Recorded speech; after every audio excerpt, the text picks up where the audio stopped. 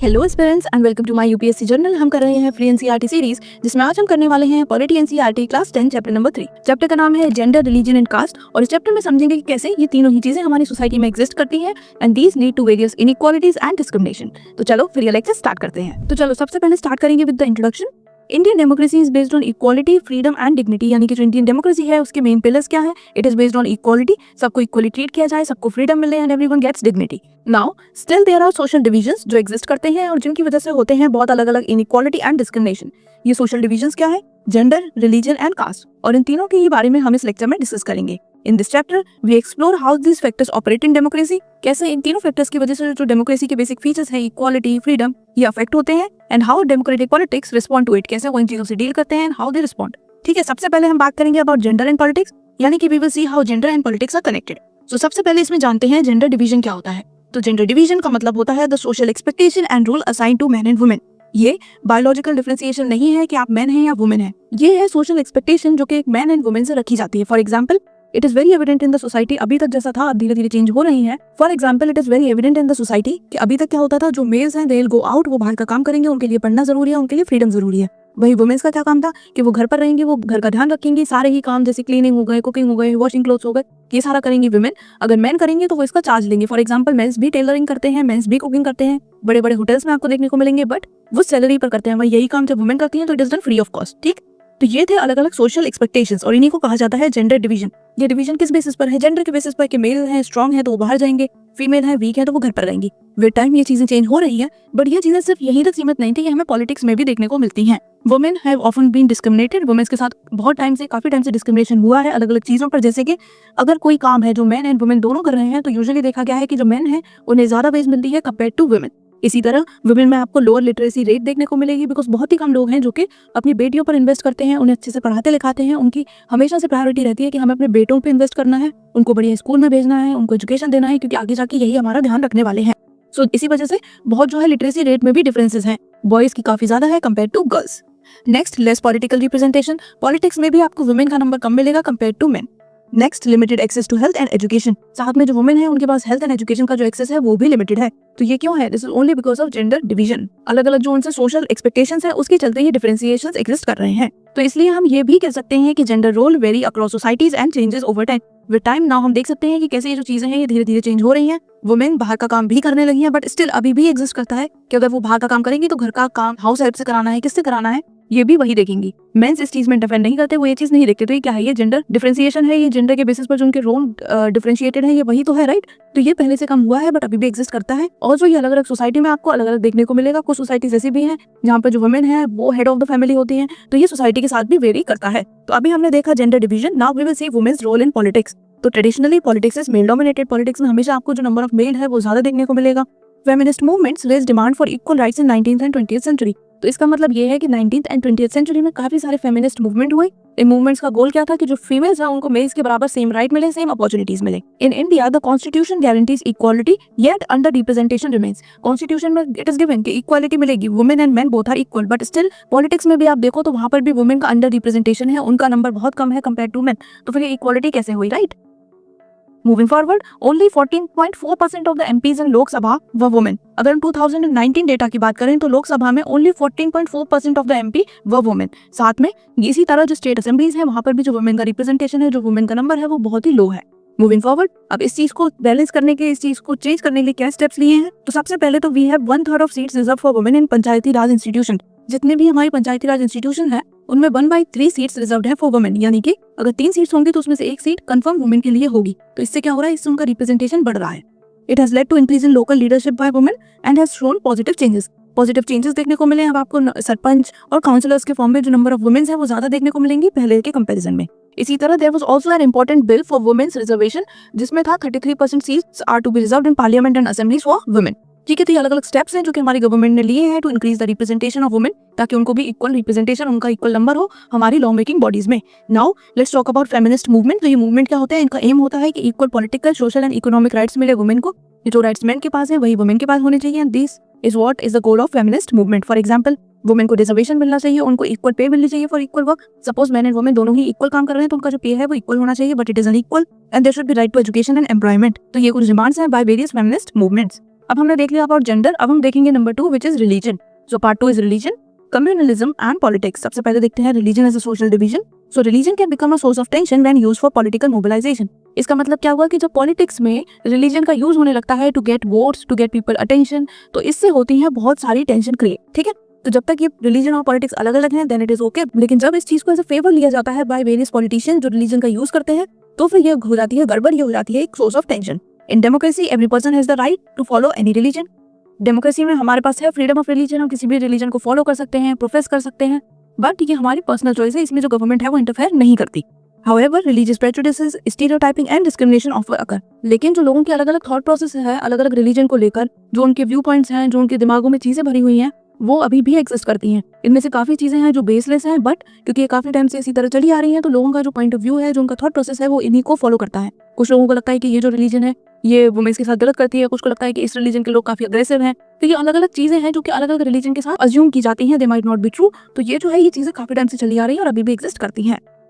Now let's talk about communalism. तो communalism क्या होता है? ये एक बिलीफ होती है कि आपकी रिलीजन जो है वो है best, it is superior, and जो बाकी की रिलीजन है आप उनको अपोज करते हो, ठीक है। तो कम्युनलिज्म मतलब क्या हो गया? It is a belief that one religion is superior, एक रिलीजन है वही सुपीरियर है, वही सबसे ऊपर है, and that the interest of one religion groups are oppose to others. अब क्योंकि एक रिलीजन को आप सुपीरियर मान रहे हो, सबसे ऊपर मान रहे हो, तो जो बाकी के रिलीजियस ग्रुप होंगे उनके इंटरेस्ट आपको इंटरेस्टिंग नहीं लगेंगे, उनकी जो डिमांड्स है वो आपको गलत लगेंगी। आपके हिसाब से जो आपका रिलीजन है वो परफेक्ट है, उसकी डिमांड सही है, और उनकी डिमांड्स को आप क्या करोगे? आप उनको अपोज करोगे, राइट। तो इसी को कहते हैं कम्युनलिज्म। जब एक रिलीजन को आप पूरा इंपॉर्टेंस देते हो, आप सिर्फ एक ही रिलीजन के लिए अपने आप को डिवोट कर देते हो, इससे क्या होगा? इससे कम्युनल वायलेंस होते हैं, बिकॉज अलग अलग कम्युनिटी के बीच में लड़ाइयां देखने को मिलेंगी, हर किसी को अपना कम्युनिटी बेटर लगेगा, तो this will lead to violence. Riots होंगे एंड पोलराइजेशन होगा, यानी कि जो व्यू पॉइंट है वो एकदम एक्सट्रीम चेंज हो जाएंगे।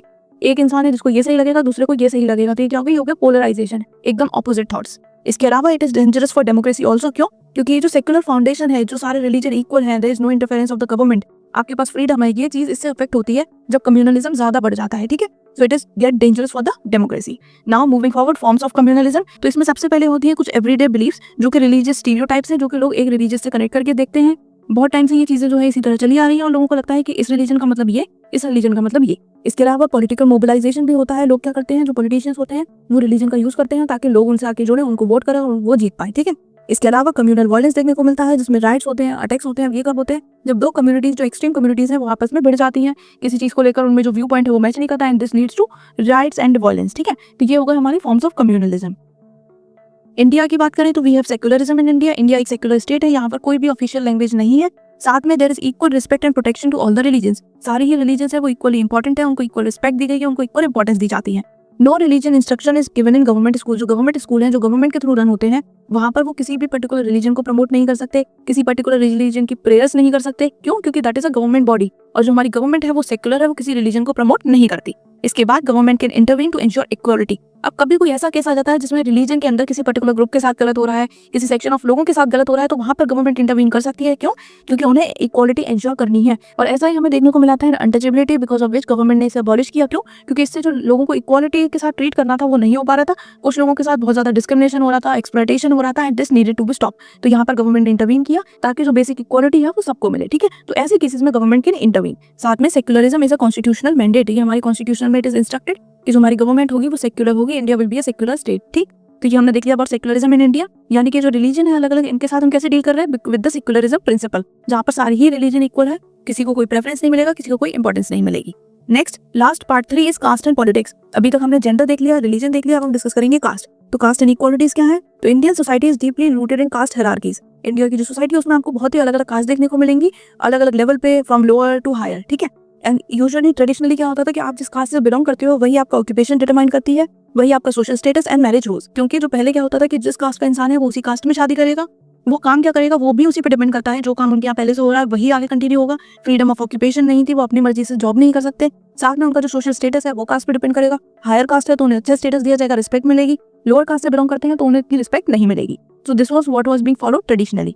और इसी के चलते जो डिस्क्रिमिनेशन और अनटचेबिलिटी थी, these were common. Now untouchability is band, ठीक। तो ये क्यों हुआ? ये इसीलिए हुआ ताकि इन सब चीजों से कोप अप कर पाए। Now let's talk about caste in politics. तो democracy has changed caste relation. Democracy की वजह से जो कास्ट के साथ रिलेशंस है वो चेंज हो रहे हैं। Now political parties use caste to mobilise support. Political parties क्या करती हैं? कास्ट के नाम पर वो लोगों का सपोर्ट लेती हैं, उनके वोट्स लेती हैं ताकि वो जीत पाएं, ठीक है। साथ में caste identifies influence voting behaviour. ये भी देखने को मिला है कि यूजुअली लोग क्या करते हैं, अपने कास्ट वाले कैंडिडेट को ही वोट करते हैं, बट ये most of the time case नहीं है। धीरे धीरे लोग एजुकेट हो रहे हैं, उनका थॉट प्रोसेस चेंज हो रहा है, तो जो बढ़िया रिजल्ट देगा वो उसे वोट करेंगे। बट इनिशियली यही होता था कि लोग अपने कास्ट के अकॉर्डिंग वोट करते थे, क्योंकि वो ये चाहते थे कि ज्यादा पावर उनकी कास्ट वाले मेंबर को मिले, तो उनकी कास्ट के ये बेटर चीजें हो पाएंगी।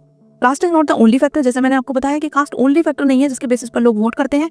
People also vote based on development, कौन कैसा डेवलपमेंट कर रहा है, किसकी लीडरशिप कैसी है, परफॉर्मेंस कैसा है, एंड उनकी आइडियोलॉजी क्या है, उनका मोटिव क्या है, उनके एम्स क्या है, उनके गोल्स क्या है। ठीक है, now moving on, politics in caste. So caste itself is influenced by politics. Politics के थ्रू कास्ट भी इन्फ्लुएंस होती है। जैसे कास्ट पॉलिटिक्स को इन्फ्लुएंस कर रही है कि कौन पावर में आएगा, लोग आकर उनसे उनका सपोर्ट मांगेंगे, उसी तरह पॉलिटिक्स भी कास्ट को इन्फ्लुएंस कर रहा है। कैसे? तो देखो, caste group demand recognition, reservation and better opportunities. जो अलग अलग कास्ट ग्रुप है उनको क्या चाहिए कि उनको रिकॉग्निशन मिले, उन्हें अपॉर्चुनिटी ज्यादा मिले, उनको रिजर्वेशन मिले। साथ में सोशल जस्टिस मूवमेंट करते हैं ताकि जो उनकी कास्ट है वो अपलिफ्ट हो, उनका इंप्रूवमेंट हो। And new caste based parties are also being form in many states. काफी स्टेट्स ऐसी हैं जहाँ पे कास्ट बेस्ड पार्टीज बन रही हैं on the basis of caste. क्यों? क्योंकि कास्ट भी पॉलिटिक्स से इन्फ्लुएंस हो रही है। वो चाहते हैं कि उनके पास पावर आए तो और बेटर चीजें करे, उनका स्टेटस बढ़े, उनकी ग्रोथ हो। ठीक है, तो यानी कि हमने देखा कि कास्ट एंड पॉलिटिक्स दोनों ही एक दूसरे से अफेक्ट होती हैं। मूविंग फॉरवर्ड, अब इसके पॉजिटिव आउटकम्स क्या हुए हैं कि हमें रिजर्वेशन देखने को मिला है एजुकेशन में, जॉब में एंड पॉलिटिक्स में। इससे क्या हो रहा है, ये जो मार्जिनलाइज सेक्शन है, ये जो लोअर सेक्शन है, ये भी आगे आकर अपना बेटरमेंट के लिए वर्क कर पा रहे हैं।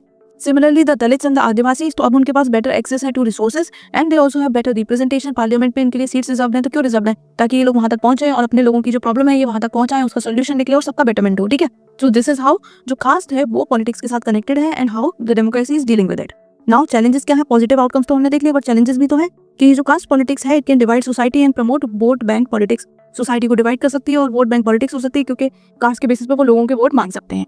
इसके अलावा एक और इसमें चैलेंज है, विच इज कि कैसे जो कास्ट बेस्ड जस्टिस है वो प्रमोट किया जाए विदाउट प्रमोटिंग कास्टिज्म। मतलब कास्टिज्म की बात किए बिना सारे ही कास्ट को इक्वालिटी मिले, उनके साथ जस्टिस हो, ये इंश्योर करना भी एक बहुत बड़ा चैलेंज है। बिकॉज अगर हम कास्टिज्म की बात करेंगे तो फिर हम उसे एक तरह से प्रमोट कर रहे हैं, तो हमें वो भी नहीं करना, बट हमें इन लोगों के साथ कुछ इनजस्टिस भी नहीं करना। जस्टिस मिलना है, इक्वालिटी मिलनी है, इनका स्टेटस इंप्रूव करना है, इनके वे ऑफ लिविंग बढ़िया करनी है, तो ये सारी ही चीजें करना is a challenge. Now what do we conclude? तो सबसे पहले तो देखो, gender, religion and caste should not become a reason for inequality in democracy. Democracy में इन तीनों चीजों के बेसिस पर किसी के साथ इक्वालिटी नहीं होनी चाहिए, कोई डिस्क्रिमिनेशन नहीं होना चाहिए। A democratic system must accommodate diversity, promote equality and safeguard individual rights. Democratic system कैसा होना चाहिए? ऐसा जिसमें जो डाइवर्सिटी है ये सारी अकोमोडेट हो पाए, सब लोगों को रिप्रेजेंटेशन मिल पाए, सब लोगों की वॉइस हो, इसके अलावा इक्वालिटी हो, सब इक्वली ट्रीट किए जाए, and it should safeguard individuals right. जो लोगों के राइट है, इंडिविजुअल राइट, वो भी सेफगार्ड होने चाहिए, उनको मिलने चाहिए। Next, people's awareness and political participation can help in reducing this social differences. अगर लोग ज्यादा से ज्यादा अवेयर होंगे चीजों को लेकर, वो पॉलिटिक्स में पार्टिसिपेट करेंगे, तो उससे ये जो डिफरेंसेस हैं ये धीरे धीरे खत्म हो जाएंगे। Now talking about the important terms जो कि हमने इस चैप्टर में डिस्कस किए। सबसे पहले बात करेंगे जेंडर डिवीजन की। तो जेंडर डिवीजन क्या है? These are socially constructed roles जो कि मैन एंड वुमेन दोनों के लिए ही डिफरेंट बनाए गए हैं। मेन को दिया गया है मोर पावर, मोर अथॉरिटी, वही जो वुमेन है उनके साथ काफी चीजों पर डिस्क्रिमिनेशन हो रहा है। ठीक है, नेक्स्ट इज फेमिनिस्ट मूवमेंट। तो ये मूवमेंट क्यों होते थे? They demanded equal right for women. जो राइट मैन के पास है वही राइट वुमेन के पास भी होने चाहिए। This was the goal of feminist movement. Next होता है कम्युनलिज्म। तो ये क्या होता है? ये होता है extreme loyalty to one's own religion leading to intolerance toward other. जब एक इंसान की एक्सट्रीम लॉयल्टी हो जाती है अपने रिलीजन की तरफ, उन्हें लगता है कि वही कम्युनिटी बेस्ट है, तो इससे क्या होता है कि जो बाकी की कम्युनिटी होती है वो उन्हें अच्छी नहीं लगती, उनका जो बिहेवियर होता है उनकी तरफ वो बहुत चेंज हो जाता है, अग्रेसिव हो जाता है, और इसी को कहा जाता है communalism. Next, secularism. So it is the principle of treating all religions equally by the state. यानी कि जो स्टेट है, जो गवर्नमेंट है, वो किसी एक रिलीजन को फेवर नहीं करेगी, सारी ही रिलीजन्स इक्वल है in the eyes of government, और इसी को कहते हैं सेक्युलरिज्म। Last is casteism. तो ये क्या होता है? ये होता है use of cast identity in political and social decision making. यानी कि जो सोशल डिसीजन हो रहे हैं या पॉलिटिकल डिसीजन हो रहे हैं उसमें हम कास्ट आइडेंटिटी के बेसिस पर डिसीजन कर रहे हैं, हम कास्ट को आइडेंटिफाई कर रहे हैं, हम उसको अप्रूव कर रहे हैं, हम उस वर्ड को यूज कर रहे हैं। यानी कि हम क्या प्रमोट कर रहे हैं? हम प्रमोट कर रहे हैं कास्टिज्म। तो यही हमने डिस्कस किया था कि ये एक चैलेंज है कि कैसे इन सबका बेटरमेंट हो, but without focusing on this term, without focusing on the caste. ठीक है, तो इसके साथ हमारा ये चैप्टर नंबर 3 हो गया है खत्म। अब अगर आपकी कोई भी डाउट है, कोई भी क्वेरी है, तो कमेंट सेक्शन में पूछ लेना। साथ में कोशिश करो कि ये लेक्चर्स आप ज्यादा से ज्यादा स्टूडेंट्स के साथ शेयर करो, ताकि ये PNCERT सीरीज सब तक पहुंचे और सबको ही इससे बेनिफिट मिले। अब मैं मिलूंगी आपसे नेक्स्ट वीडियो में। Till then bye bye, take care, पढ़ाई करते रहो।